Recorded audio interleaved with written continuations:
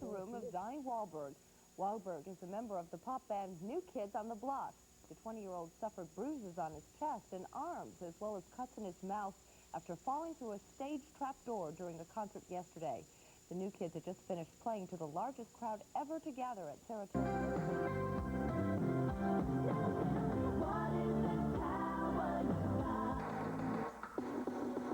Hi, I'm John Norris, and welcome to One by One with New Kids on the Block.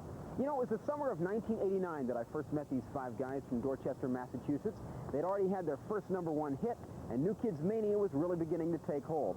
They finished that year the top-selling group in America, bringing to 15 million their worldwide total of record and video sales. Right now, let's have a look at the New Kids phenomenon.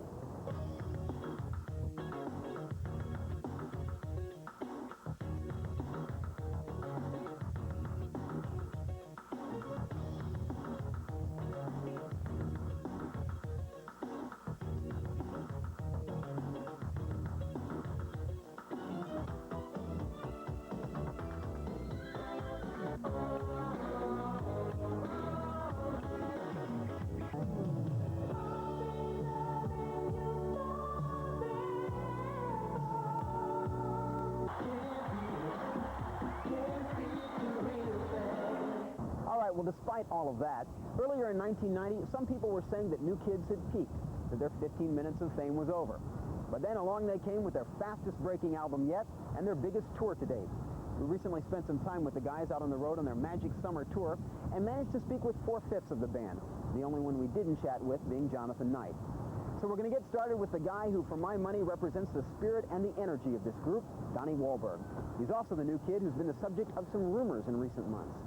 I'm not one to put much stock in what the tabloids have to say. But I mean, I've seen this in like, what, 3 or 4 different places over the last 2 months. You know, Donnie is leaving New Kids. Donnie's thinking about leaving New Kids. Is this totally not right? No, I think, well, first of all, there's so much stuff in all the tabloids and everywhere that, I mean, you know, a lot of people are going to believe a lot of stuff that they hear, but no, it's not true. I don't have any plans on going anywhere, you know. And I think where people get them things is because it's like, see, like our image is so like different from what we really are, you know what I'm saying? It's like, I mean, we're just very positive-minded people, you know. We're not goody two-shoes, we're not angels, we're not kids who are bred to be role models and nothing like that. We're just positive-minded people. And, you know, when people see, like, me on the street, a lot of people are surprised by what they see. You know, I'm not out there doing drugs or drinking and stuff like that. But I mean, I grew up in the streets of Boston, and when you grow up in the streets of Boston, you learn to not take no crap, you know what I'm saying? And when people see me on the street, they expect me to be running around, you know, hiding behind my bodyguards and this and that. And, you know, a lot of dudes want to try and take shots at us. And I don't go for it, you know. And I think people grab at maybe my outspokenness and my difference than, say, the rest of the guys in the group. And it's just an easy thing to get. But, I mean, the guys in the group and myself, we all just act like ourselves. And, you know, I think just me being a little bit different than the rest of the guys is just easy to pick at. As you said before, you guys, it's important to you that you just positive people, and if you project a positive image, great, you know. How adamant are you that the people around you in your organization are as positive and live the way you live in terms of drug-free, basically in a positive kind of way? I mean, there's times, you know, if the show is over and stuff, you see a lot of the roadies in the bar and stuff like that. That's fine. You know what I'm saying? That's their right to do that. You know, it's just that just the way I live doesn't make the way somebody else lives wrong. You know what I'm saying? And I've never tried to say that somebody else is wrong for living the way they want to live. You know, a lot of people in my family, brothers and sisters, had drug problems. You know what I'm saying? And that taught me lessons, you know. And that's kind of why it irritates me when people say that New Kids speak against drugs and this and that, but they don't know what they're talking about. Man, I grew up with drugs all around me, not only in the streets, but in my own family. You know, so I definitely know what I'm talking about. Wasn't the temptation there for you? Yeah, the temptation was definitely there for me. You know, and when I was young, I experimented with things, but I think seeing my family go down taught me a lesson, you know, and that's why I just try and and just let people know that that's how I feel about it now. I know that one of the big issue of concern to a number of artists this year, and I'm not sure how involved in it New Kids have been, is the environment. I'd like to get your thoughts on that, the importance of, saving the planet in relation to the fact that, and I know, like before you said, you don't have to justify sponsorship and that sort of thing. But if there's one company that has been the target of environmentalists, it's this one right here. And do you have any thoughts on the fact that... Yeah, well, actually, I'll say this. John Knight, for starters, was very, very strongly, talking to McDonald's about the environment, about the styrofoam boxes, this and that. And we all talked to them about it. They are trying to replace this styrofoam? Yeah. They're trying to do that right now, and they're trying to, they're recycling. They're starting to put all these recycling bins in the store and everything. So, nobody's perfect. Yeah. Look at so much good stuff they do, the Ronald McDonald houses and stuff like that. And they're always doing stuff like basketball leagues and this and that. McDonald's does so much positive stuff, for kids and for everyone in general. And for them to just show that they are concerned about the environment themselves was good enough for me. Yeah. It seemed to me that in terms of, I don't know how much you guys really care at this point about critical acceptance, or more serious music acceptance. How important is that kind of acceptance to you? The fact that Chuck D comes out in several interviews and says he is a fan of you guys and respects you and that sort of thing, that must make you feel good. It definitely makes me feel good. This is where it gets tough for me because, when I walk through, like, the streets of a town or something, not just talking about critics, critics are everywhere. Regular people on the street are critics themselves. When I walk through the streets of a town and there's a couple of kids on the corner who are, like, trying to put down the new kids, and I walk over to them, and I'll get in a fist fight with them right there on the street. And people will say, Donnie, don't go to their level, you're a millionaire, this and that. Don't worry about what people say about you. You shouldn't care. But the thing is, I do care, you know what I'm saying? I think everyone in the world cares about how people feel about them in one way or another, you know what I'm saying? And I care. That's how I am. I'm not going to try and say, hey, I got $1 million, you can talk about me all you want, because that's not how I am. If you're trying to, to insult me and stuff, I'm going to stand up for myself no matter what. And as far as critics go, writers and stuff like that, they have a job to do, and I don't necessarily agree with it, but as long as they write out of knowledge and not out of ignorance, if a critic comes to the show and sees it and says, hey, the show wasn't that good, I'll respect that because they came and seen it. But most of the stuff I read, man, people have never even talked to us, met us, seen us, or nothing. And that I can't accept. That's just ignorance.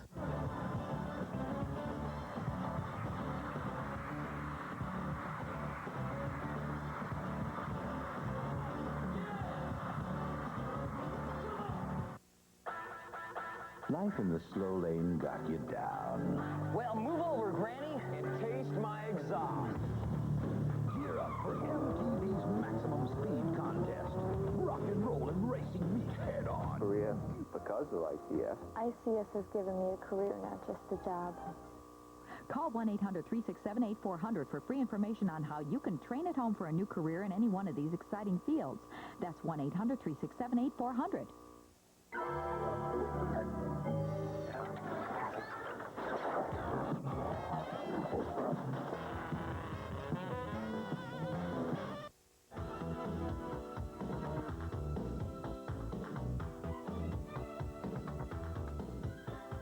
And welcome back to One by One with New Kids on the Block. Only one member of this group was not with the band at its inception. Joey McIntyre was just 12 years old when producer Maurice Starr chose him to be the kid in New Kids, replacing another member who dropped out. Well, it's now 5 years later, and as you're about to see, Joe McIntyre, who's now almost legal, has grown up fast. So you've grown up, while in the band much more than the other guys have. Do you, growing up as you have, like, basically in the studio or on the road, can you compare yourself now to the way you were then? A lot different? I still have, I still have the same values, and I still like the same things, and I'm still kind of, I have my little things that, the guys would pick on me about, but I'm just, it hasn't changed me inside, but I've definitely gained a lot just by being on the road and being in the business. Anyway, listen, about the tour, this is probably, in terms of, like, the scale and the venues you guys are playing, the biggest one yet. How's it going? What can people expect? I think it's a lot different from the other show because the last show we did was like, a lot of times critics would come to the show and they say, well, they jived a lot and they talked a lot. And I think our fans like that, but maybe an older audience could see that. Like this show, we're not doing that. We're just doing the songs and doing a lot of choreography and this and that. So it's different in that respect, but it'll mold into the New Kid show. How many, did you guys ever sit down and count how many shows you've seen, even in the last 2 years, how many shows you've played? Any idea? I know there were... I probably got the best memory. I know, let me see, we went out first with Tiffany. It'll be 3 years. This July 21st was the first show, so it's been 3 years of shows, and I'd say, what's that, about 1,000 days, so I'd say about 600 shows or something like that. 600. Let me ask you about something that sort of emerged as this like new controversial issue that people are kind of talking a lot about now, and that is tape versus live.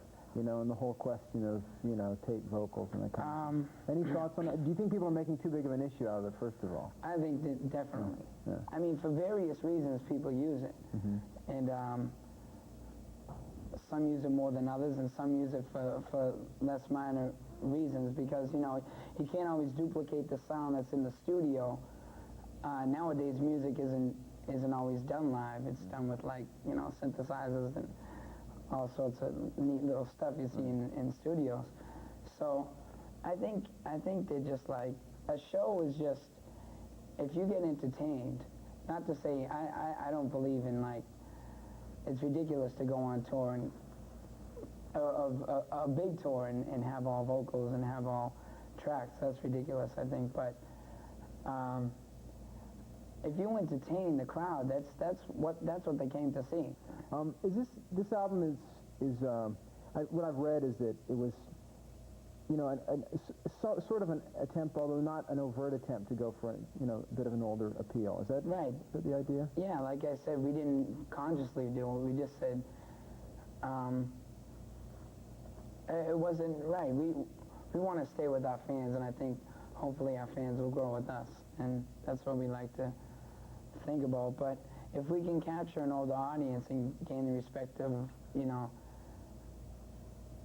that audience, it'll work for our benefit. But I think it's hard for a lot of people, especially for, like, you know, young, like in their 20s and stuff like that, for people to really maybe go out and buy the album and like us when there's so many, you know, young fans.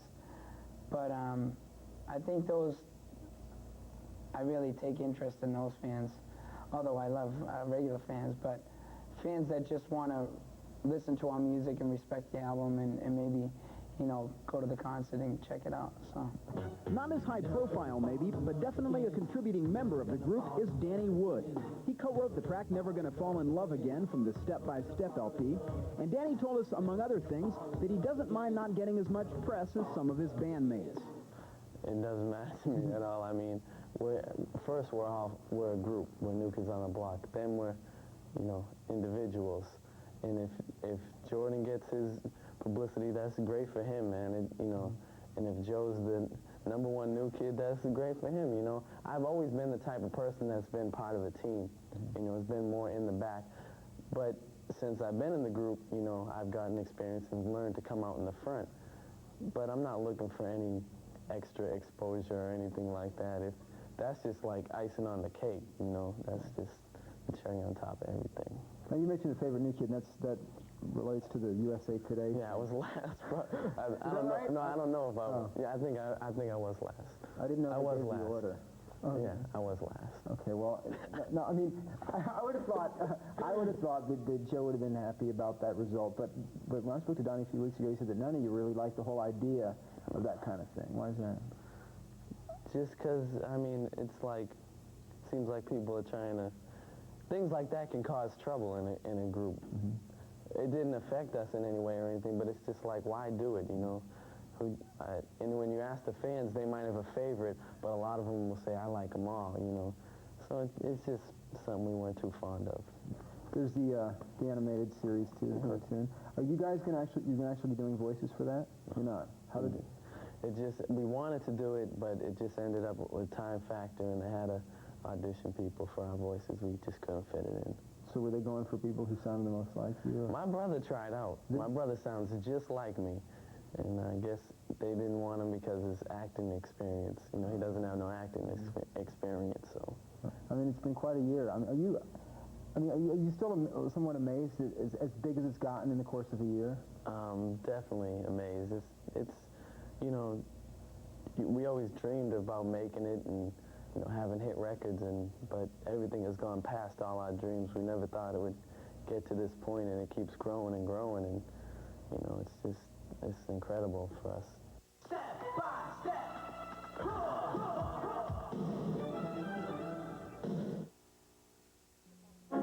Once upon a weekend, next weekend, so the story goes, bands of rough and ready lads will...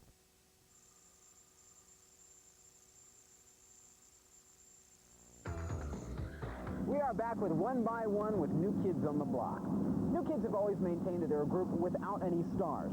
And in fact, in their live shows, the time in the spotlight is pretty well divided among the guys.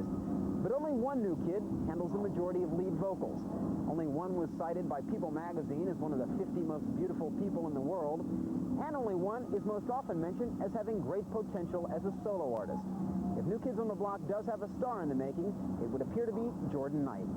I'm just doing what I like to do. I'm not, you know, I'm not trying to, you know, stick out or trying to take the bulk of the leads of the songs and stuff. I'm just, you know, I love music, and I always want to get better and better at it. I'm always trying to, you know, just strive for the best. So when people focus on you and say, you know, New Kids on the Block lead singer Jordan Knight, or New Kids on the Block, you know, frontman Jordan Knight, that kind of thing, I mean, is it a role that you're comfortable with? Because you seem, I mean, Donnie's much more obviously the kind of person who works that kind of thing. Yeah, I mean, I'm definitely more laid back and I'm quiet and stuff, but, you know, when I get on stage, I'm fine with the role of being a lead singer. You know, I like that position.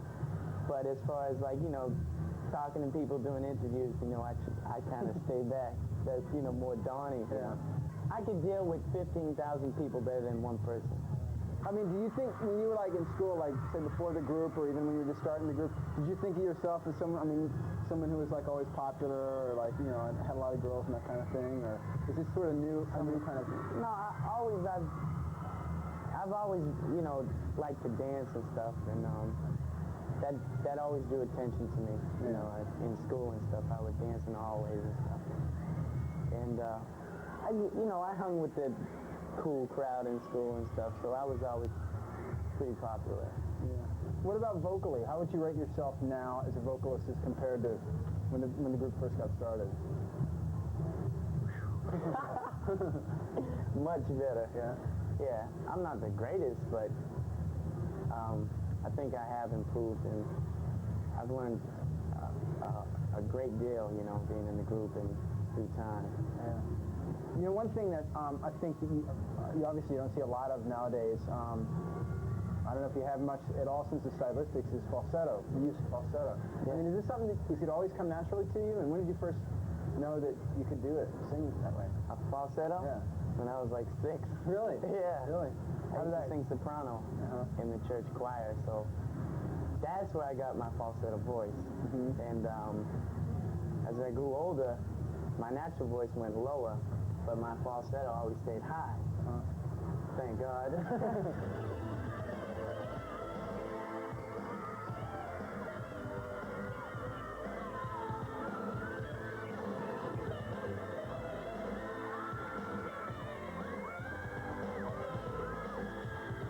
In actuality, I don't have a high voice. In a falsetto I do, but as in a natural voice, my voice is low. Everyone in the group's voice is higher than mine, naturally. Right. I mean, do you prefer the parts where you can sing falsetto? Because you know... I like singing falsetto, but then again, I like singing naturally. But I think my strong point is my falsetto, so it tends to sound better.